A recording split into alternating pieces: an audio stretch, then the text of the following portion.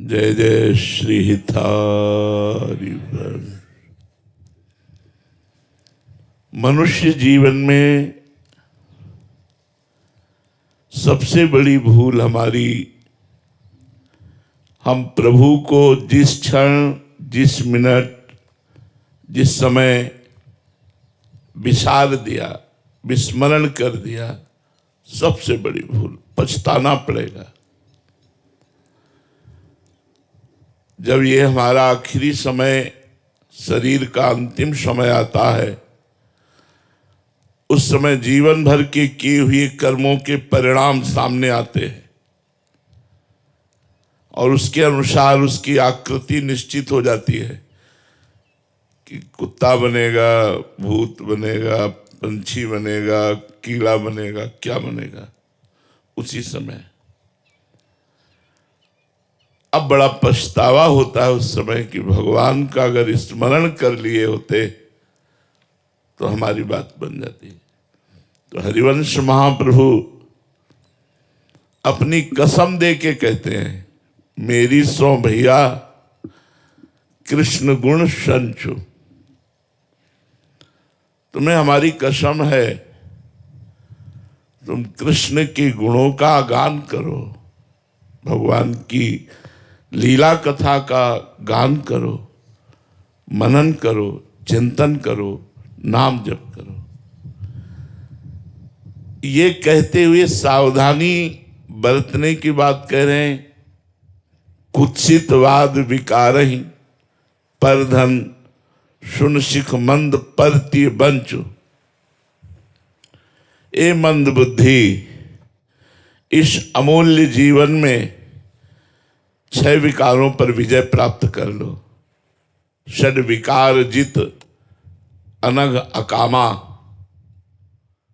काम, क्रोध, लोभ, मोह, मद, मत्सर। काम, कामना, क्रोध, द्वेष, लोभ, धन और भोगों का, मोह, परिवार का, अहंकार, कर्ता भाव, मत्सरता, ईर्ष्या, ये मेरे से आगे बढ़ता जा रहा है। अगर ये द्वेष आदि दोष रहे तो साधना करने पर भी आनंद का अनुभव नहीं होगा। इसलिए महाप्रभु कहते हैं, कुत्सितवाद विकारहि। गंदी बात बोलना बंद करो, जबान को पवित्र रखो, असत मत बोलो, द्रोह, अश्लील, मिथ्या भाषण, ये हमारी जबान को अपवित्र कर देते हैं। वाणी पवित्र रखो, 6 विकारों पर नजर रखो कि कहीं हमारा परमार्थ रूपी धन चुरा तो नहीं रहे हैं। अनग, निष्पाप हो जाओ मनुष्य शरीर में। इसी में पाप नष्ट कर सकते, नहीं भोगना पड़ेगा प्यारे। अभी समझ में नहीं आ रहा क्योंकि अभी भोग आए नहीं हैं दंड रूप से। जब दंड रूप से आएंगे तो ऐसी व्याकुलता, ऐसी परेशानी कि आप सोच नहीं सकते हो, सोच नहीं सकते हो।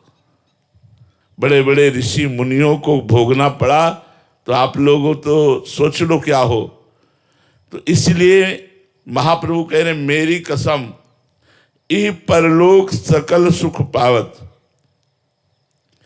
तुम विश्वास करो, इसलिए कसम दे करके कह रहे हैं कि इस लोक और परलोक के सारे सुख तुम्हें प्राप्त हो जाएंगे यदि आप भगवान का नाम जप करोगे, भगवान के गुणों का गायन करोगे। मणिगण पुंज ब्रजपति छाणत, हित हरिवंश कर गही कंचु। कीमती कीमती वस्तुओं को, जितने भी संसार के लोक परलोक के हैं, वो सब मायामय हैं। इनसे भगवान की तुलना थोड़ी हो सकती है। भगवान को छोड़ करके कह रहे, ताय कबों भल कहाय न कोई, गुंजा ग्राही परसमणि खोई। पारसमणि को छोड़कर कोई गुंजा उठावे, कंचन को छोड़कर कोई कांच ग्रहण करे, कामधेनु के दूध को छोड़कर कोई चावल का धुवन पीवे, ऐसे भगवान को छोड़कर संसार को भोगना है। जिस समय कोई ये नियम ले लेता है कि मैं गंदा आहार नहीं करूंगा, गलत आचरण नहीं करूंगा, शास्त्र और संतों के अनुसार चलूंगा और नाम जप करूंगा, तो कुछ समय बाद हो सकता है थोड़ा समय ज्यादा लग जाए पाप नष्ट होने में, उसके अंदर आनंद प्रकट होता है। जैसे विषयों के सेवन में क्षणिक आनंद होता है, भगवान के आनंद को कहा गया अखंडानंद, रात दिन वो आनंद बना रहता है। जब भगवदानंद जागृत होता है तब पश्चाताप होता है, ओह इतना जीवन बर्बाद कर दिया, अगर जानते कि ये सुख है तो बचपन से भगवान में लग जाते। इतना परमानंद का जब अनुभव होता है तो उसको एक पश्चाताप होता है कि इतने दिन व्यर्थ गए, अगर हमें सत्संग पहले मिल जाता तो मैं भगवदानंद में डूब जाता। तो जब भजन का आनंद मिलता है तब लगता है यार जीवन हमारा व्यर्थ चला गया। भगवदानंद उत्पन्न होते ही मनुष्य में ये लक्षण आ जाते हैं, कोई भी द्वंद्व उस पर प्रभाव नहीं डाल पाता। गर्मी सर्दी, मान अपमान, दुख सुख, लाभ हानि, जय पराजय, ये उसको प्रभावित नहीं कर पाते। किसी का संग उस पर रंग नहीं चढ़ा सकता। कोई भी वस्तु देखकर उसको कामना नहीं हो सकती कि ये वस्तु मुझे मिल जाए।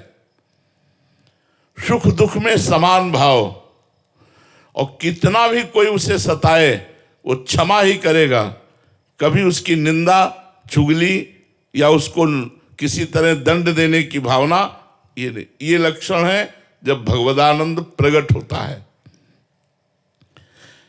भगवदानंद प्रकट होते ही ब्रह्मा का भी भोग तुच्छ नजर आने लगता है। पद हैं जैसे यहाँ मुख्यमंत्री पद, फिर प्रधानमंत्री पद, फिर राष्ट्रपति पद, फिर पूरे विश्व का त्रिभुवन का सर्वश्रेष्ठ पद इंद्र पद, फिर उसके ऊपर प्रजापति पद, प्रजापतियों के भी ऊपर पद परमेष्ठी पद, जिसे ब्रह्मा का पद कहते हैं। जब भगवदानंद मिलता है तो ब्रह्मादि के भोग सब विषम लागत ताहि, नारायण ब्रजचंद की लगन लगी है जाए।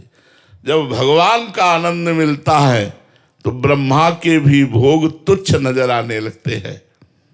जब तक हम विषयों के मोह में पड़कर अंधे हो रहे हैं और डट कर नाम जप नहीं कर रहे, तब तक हम सोच भी नहीं सकते कि भगवदानंद किसे कहते हैं। अभी आप विचार करके देखो भगवदानंद किसे कहते हैं, तो आपको समझ में नहीं आएगा भगवदानंद क्यों।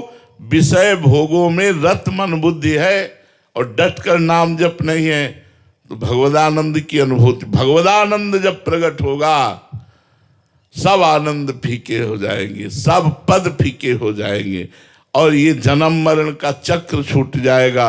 ये दुख, ये चिंता, ये शोक, ये भय, ये अभाव, ये कामना, ये विषाद, ये सब नष्ट हो जाएंगे।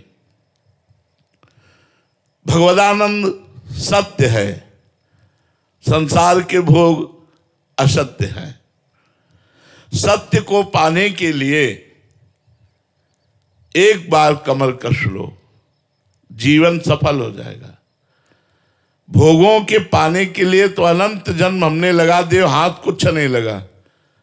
इस जन्म में भी मरोगे तो हाथ कुछ नहीं लगेगा, ऐसे ही जाता है। कोई कुछ लेके नहीं जाता, अपने अपने कर्म लेके जाता है, पाप कर्म या पुण्य कर्म या भजन। विषय रूपी ये चमकीले पदार्थ ऐसे हैं कि एक तरफ भगवान खड़े हों, एक तरफ विषय खड़े हों, तो हम भगवान की तरफ पीठ कर लेंगे, विषय की तरफ मुख कर लेंगे। इतना बड़ा आकर्षण है।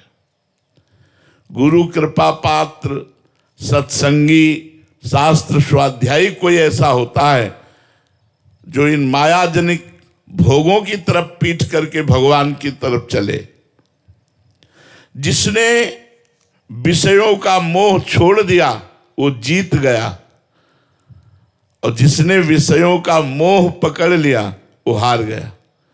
और हारने का मतलब फिर नया जन्म, पुनरपि जननम पुनरपि मरणम। अरे बड़ा कष्ट है यार, अभी आप लोगों को अनुभव में नहीं आ रहा, इसलिए बड़ा कष्ट है। अपने प्रतिपल उसे झेल रहे ना, तब लग रहा है यार ये लोग कितनी भूल कर रहे हैं, ये स्वस्थ होकर भजन नहीं कर रहे। भजन करके पाप कर्म को भस्म कर दो, तुम्हारा जीवन आनंदमय हो जाएगा। और नहीं, ये पाप कर्म जिस समय उपस्थित होता, पीड़ा प्रतिपल, भय प्रतिपल मृत्यु का, ये कर्म। इसलिए नाम जप करके, भगवान का भजन करके अपने इन कर्मों को नष्ट कर दो जो दुख देने वाले हैं। तो कह दो आपने क्यों नष्ट नहीं कर दिया? क्योंकि मुझे भगवत प्राप्ति करनी है, मुझे इन दुखों से नहीं बचना है, मुझे इन दुखों को भोगना है और भगवत प्रेम प्राप्त करके भगवान के धाम जाना है। मुझे इस आवागमन के चक्र में नहीं फंसना।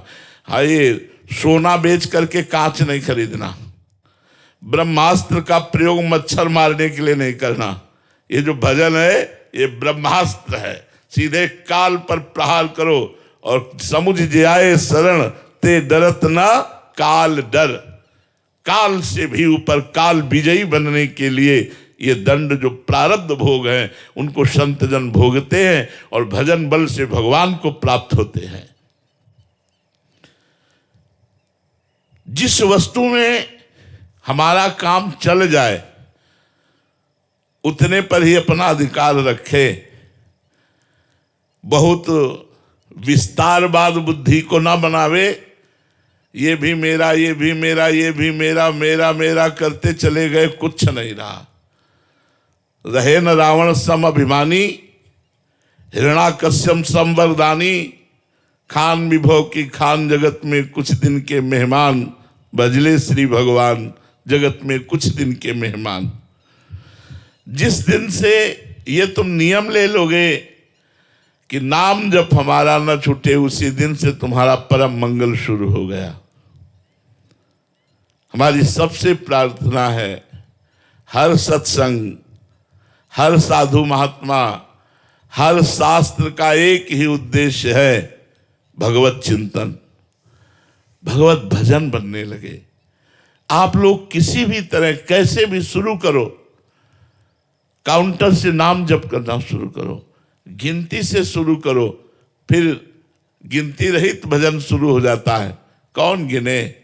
हर समय हर श्वास चल रहा है, कौन गिने? पर जब तक नाम जप नहीं करोगे तब तक आप आनंद को प्राप्त नहीं होंगे। और सबसे बड़ी भयानक चीज आ रही, मृत्यु, वो हमारे शरीर को, हमारे सारे वैभव को सब कुछ छुड़ा देगी। फिर हम किस योनि में जाएंगे पता नहीं।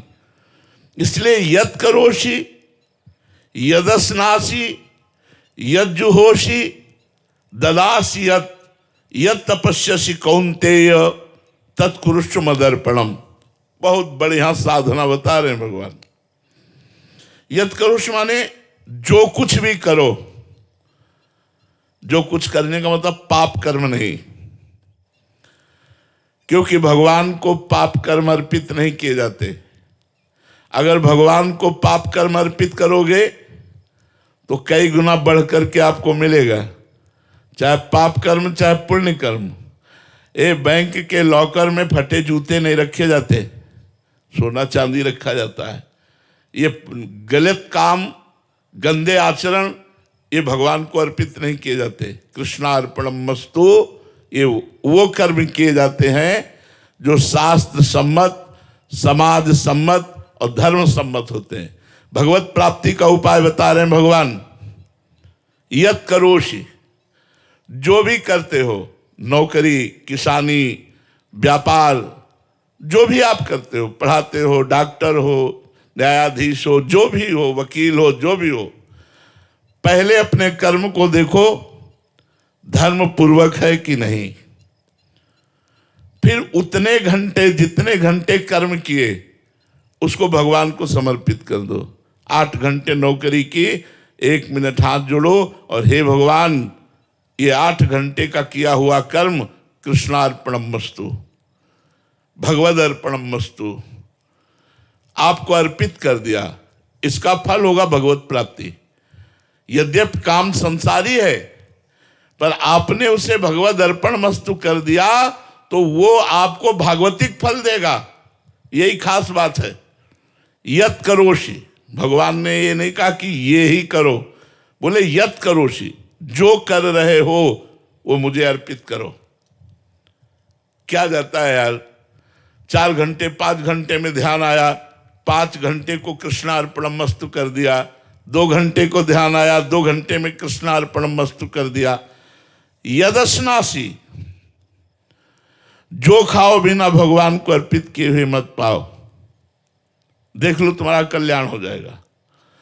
अगर घर में ठाकुर जी विराजमान है तो भोग लगाओ पहले उनको।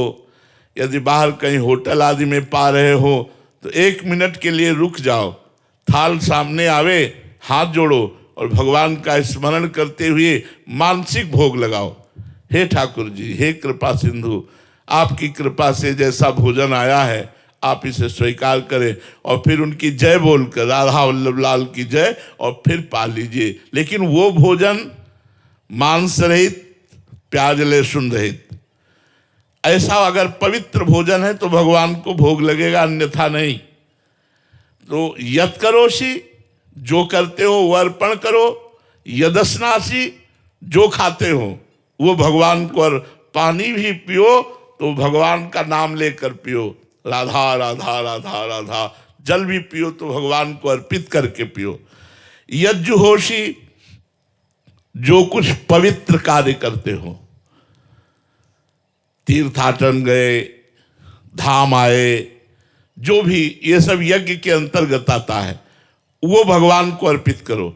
जैसे वृंदावन आए, अब वृंदावन से बाहर जा रहे हो तो हाथ जोड़ा, वृंदावन को प्रणाम किया, हे वृंदावन धाम, जो शरीर से, मन से, वचन से अपराध बने हो क्षमा करो, और जितने घंटे हम आप में रहे, जो भजन किया वो सब आपको समर्पित करता हूं, कृष्णार्पणमस्तु। ददासियत, जो दान देते हो, कपड़ा लत्ता, भोजन, रुपया, पैसा, औषधि, जो किसी को देते हो उसमें पहले भगवान को देखो कि मरीज के रूप में भगवान है, गरीब के अंदर भी भगवान है, ये जो भूखा प्यासा बैठा है इसके अंदर भी भगवान है, और फिर उसे भोजन दो, वस्त्र दो, जो भी दोगे दान, और उस दान को कृष्णार्पणमस्तु, भगवान को अर्पित कर दो। यह तपस्यासी, जो तपस्या करते हो, जैसे मौन रहना, गर्मी सहना, सर्दी सहना, उपवास करना, व्रत करना, जो भी आप भगवान के लिए कष्ट सहते हो, यह तपस्यासी, वो कृष्णार्पणमस्तु कर दो। कौन्ते तत्कृष्ण मदर्पणम, हे अर्जुन, ये सब जो मेरे को अर्पित करते हुए मेरा स्मरण करता है वो मेरे को प्राप्त होता है। जो करो भगवान को अर्पित करो, जो खाओ भगवान को अर्पित करके पाओ, जो आप तीर्थयाटन आदि करो भगवान को अर्पित करो, जो दान करो भगवान को अर्पित करो, जो भजन साधन में कष्ट सहते हो वो भगवान को अर्पित करो, और नाम जप करो, इसी से तुम्हारा परम मंगल हो जाएगा। आप विश्वास कर लीजिए, अगर नाम जप नहीं करोगे और साधन नहीं करोगे तो पशु की तरह जीवन व्यतीत हो जाएगा। क्या तुम खास बात क्या भोगते हो, क्या भोगते हो? जो तुम भोग रहे हो पशु भी भोग रहे हैं। जैसा तुमको अच्छे अच्छे पदार्थ खाने में आता है, उनको अपने भोजन में आनंद आता है। जैसा तुम्हें अपने बच्चे प्यारे हैं, ऐसे उनको अपने बच्चे प्यारे हैं। जैसे तुम बच्चे पैदा करते हो वैसे वो बच्चे पैदा करते हैं। जैसे तुम नींद लेते हो वैसे वो नींद लेते हैं। अंतर क्या रह गया? अंतर ये है कि हम साधना करके भगवत प्राप्ति कर सकते हैं, हम साधना करके उत्तम लोकों को प्राप्त हो सकते हैं। इसलिए यत् करोषि यदस्नासि यज्जुहोषि ददासि यत् तपस्यसि कौन्ते तत्कुरुष्व मदर्पणम। सब कर्म भगवान को अर्पित करते हुए नाम जप करो।